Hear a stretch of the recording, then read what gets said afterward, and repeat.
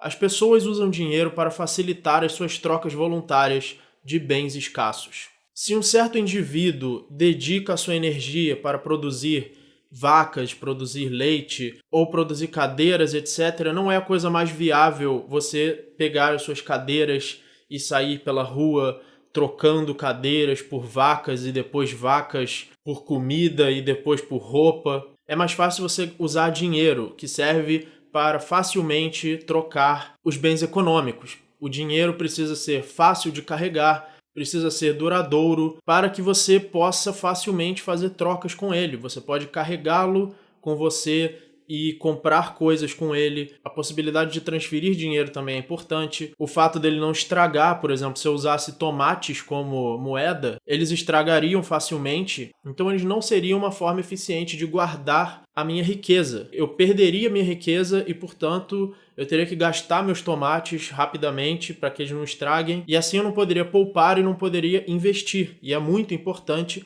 Eu já expliquei isso no meu vídeo chamado O Papel do Capitalista na Economia. É muito importante que você seja capaz de poupar o dinheiro para que você possa investir em meios de produção. Outra característica muito importante no dinheiro é que ele tenha um estoque limitado. Se começássemos a usar areia como dinheiro, a areia é super abundante, então rapidamente pessoas coletariam toneladas e toneladas de areia e aquilo que você tem de areia guardada passaria a não valer nada. Ou seja, haveria uma inflação, haveria uma emissão de moeda muito grande. E se a moeda é super abundante, se ela está por toda parte, ela vai valer menos. Então, um dinheiro que possa ser usado de forma sólida por uma sociedade, um dinheiro que seja eficiente para guardar riqueza e para servir como meio de troca, precisa ter um estoque limitado. Percebam que o ouro, ele se encaixa bastante em todos esses fatores. Por isso o ouro foi tão utilizado como meio de troca na história. É muito difícil minerar ouro, é muito difícil obter mais ouro, e por isso o valor do ouro é estável. Um governo não pode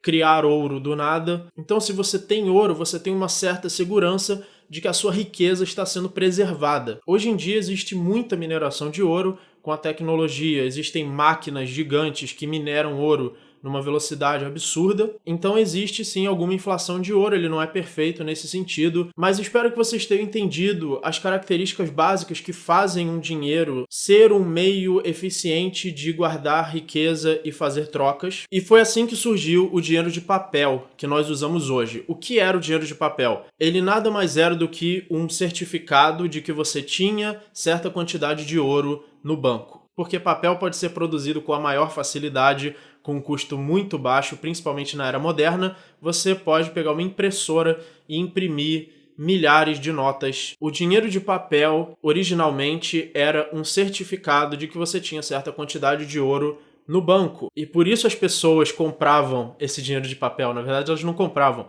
Elas depositavam o ouro no banco e recebiam um papel dizendo que ela tem essa quantia, a qual ela pode mostrar para o banco e pegar de volta o ouro que é seu, que ela colocou lá dentro. Porque as pessoas não iam ser loucas. Ah, tá, esse cara inventou um novo dinheiro que, em vez de ser ouro, que você precisa minerar e que é difícil de minerar e que não pode ser falsificado e que você pode trocar por outros objetos e que é durável, em vez de fazer isso, ele teve uma excelente ideia.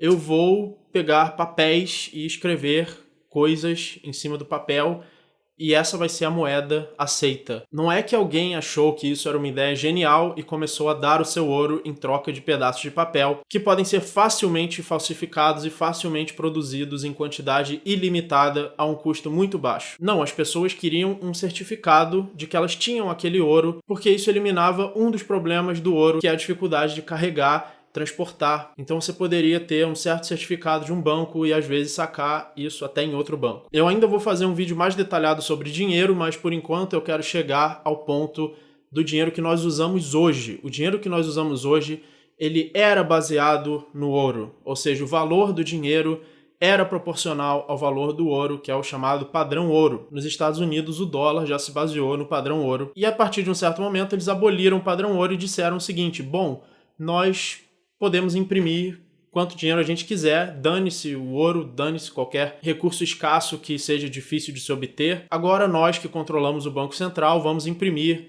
quanto dinheiro nós acharmos conveniente. E assim surgiu o dinheiro que nós temos hoje. O dinheiro que nós temos hoje, o real, o dólar, ele é controlado por um banco central. E esse banco central pode imprimir quanto eles quiserem. Se o Estado tiver um déficit, se o Estado precisar muito de dinheiro para alguma coisa, basta usar a impressora mágica e imprimir dinheiro. E se o Estado pode imprimir quanto dinheiro ele quiser e essa impressão de dinheiro ou emissão de moeda desvaloriza a moeda como um todo, ou seja, o valor da moeda cai proporcionalmente ao quanto a quantidade daquela moeda aumentou. Por exemplo, se existe um total de 100 trilhões de reais e o Estado resolve imprimir mais 100 trilhões, agora você tem o dobro da quantidade e, portanto, você vai ter a metade do valor. Se você tinha 100 mil reais no banco, agora com esses 100 mil reais você vai comprar a mesma coisa que você compraria antes com 50 mil reais. Ou seja, metade do valor do seu dinheiro foi eliminada por causa dessa emissão de moeda. Porque não é que o dinheiro faça coisas aparecerem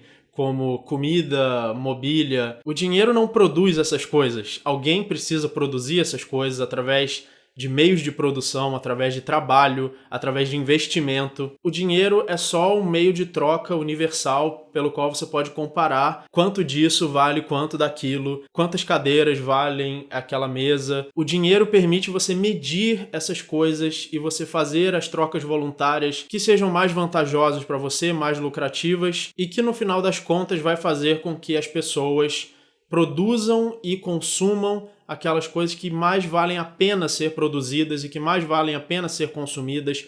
É o lucro e o preço que podem dar às pessoas essa noção, caso contrário elas não teriam noção do que elas devem produzir, do que elas devem consumir. O preço nada mais faz do que te dizer o que vale mais a pena. Vale mais a pena você consumir isso ou vale mais a pena você produzir aquilo. O dinheiro não produz nada e, portanto, se você aumenta a quantidade de dinheiro, você diminui o quanto cada unidade desse dinheiro pode comprar. Porque as coisas que a sociedade produz, as coisas que os meios de produção produzem, que os capitalistas produzem ou que os trabalhadores produzem, são as mesmas coisas, quer exista um total de 10 trilhões de reais, quer exista um total de 100 ou de um quatrilhão de reais. As coisas disponíveis no mercado são as mesmas. Apenas a quantidade desse dinheiro em circulação vai te dizer o quanto cada parte pode comprar. Por que então nós faremos parte de um sistema tão obviamente defeituoso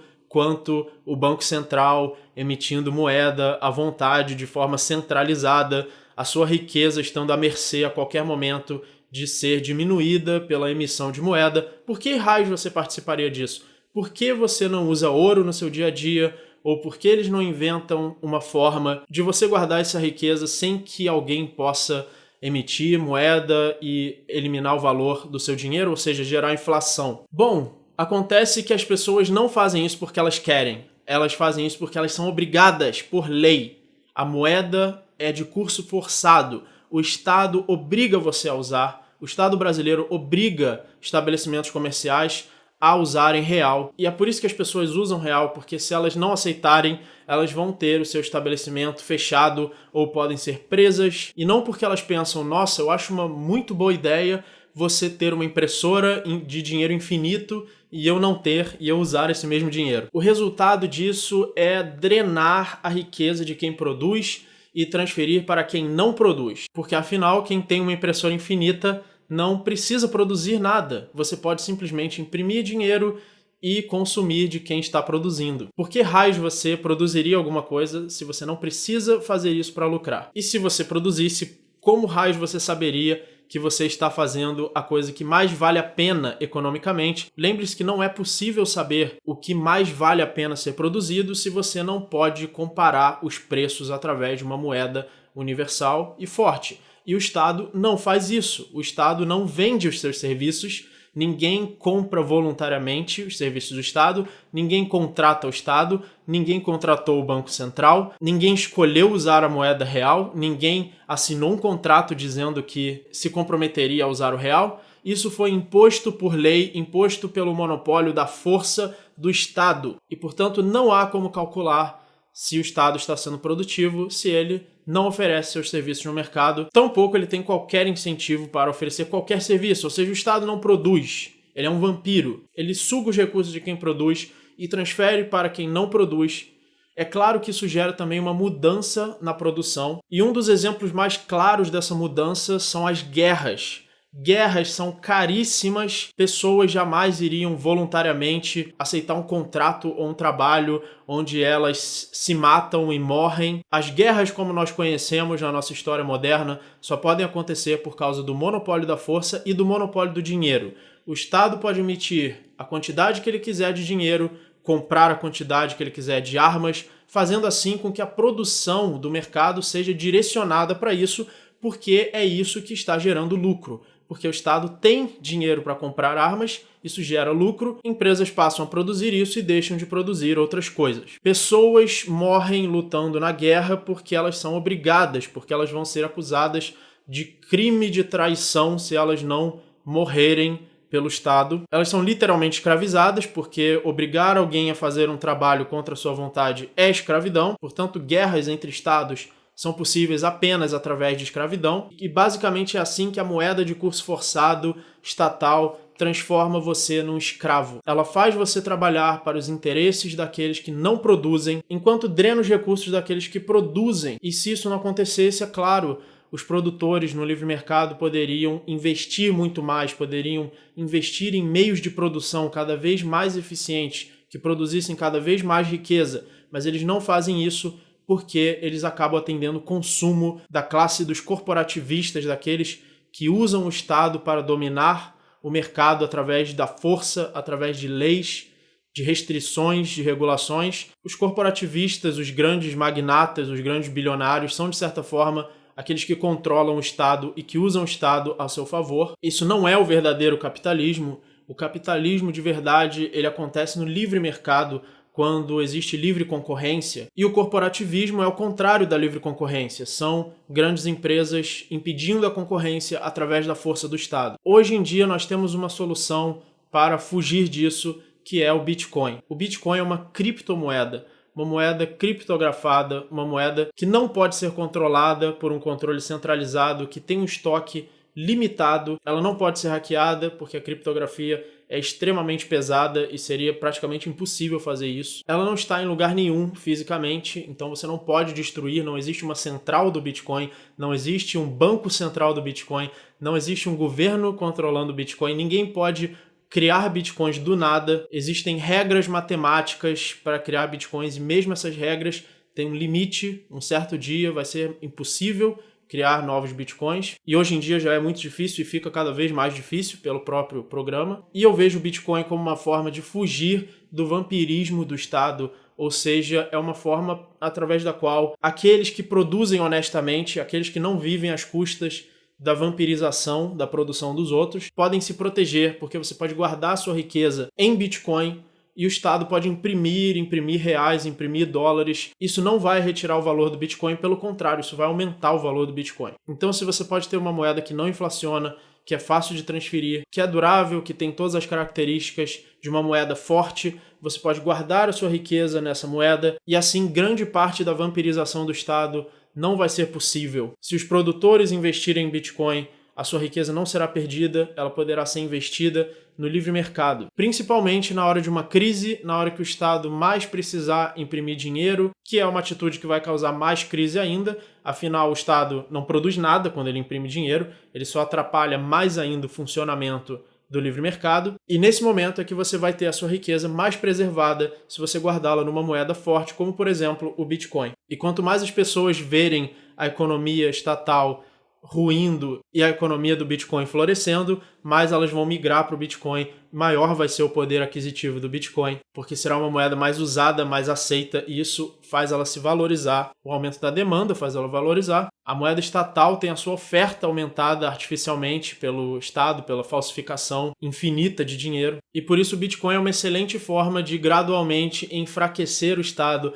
gradualmente impedir o Estado de vampirizar o livre mercado, porque se nós dependermos do Banco Central, se nós dependermos de uma moeda de curso forçado que pode ser emitida de forma ilimitada por aqueles que a controlam, nós seremos cada vez mais escravos do Estado. E por isso eu recomendo fortemente que você compre Bitcoin. Eu vou deixar aqui no vídeo e também na descrição uma recomendação de um site onde você pode comprar Bitcoin. Quem quiser ajuda com isso pode me perguntar no vídeo ou no Facebook. Eu estou começando agora uma série de vídeos explicando o Bitcoin e muito em breve vou começar também uma série de vídeos explicando economia. Coloque nos comentários suas dúvidas sobre Bitcoin para que eu possa respondê-las em vídeo. E se você quiser ajudar o canal, você pode doar Bitcoin para o canal. Tem o endereço aí na descrição. Parabéns a todos que já têm Bitcoin e que estão ganhando dinheiro, já que o Bitcoin está subindo bastante. Muito obrigado e até o próximo vídeo.